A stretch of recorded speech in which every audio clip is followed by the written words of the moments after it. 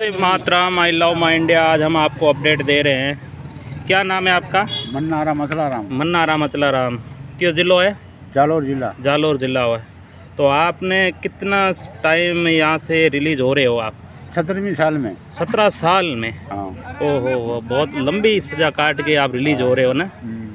तो कैसा लग रहा है आज? खुशी का दिन है आपके लिए तो। 17 साल के बाद रिलीज़ हो रहे हो तो। अच्छा, तो इतने टाइम आपको कुछ परेशानी हुई दिमाग के अंदर? परेशानी तो घनी हुई है पर कम कहाँ आवे भाई। अच्छा।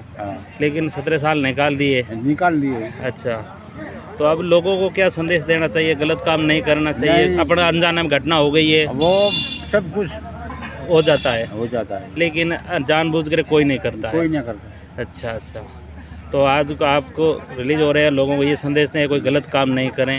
लेकिन ऐसे ही हम आप लोगों से यही आशा करते हैं। तो मन्नाराम जी 17 साल के बाद रिलीज़ हो रहे हैं। तो लोगों को ये संदेश दे रहा है, बाड़मेर जेल से आप रिलीज़ हो रहे हो।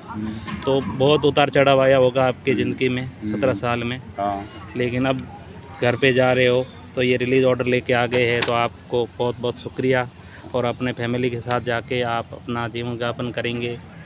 Vande Mataram, I love my India.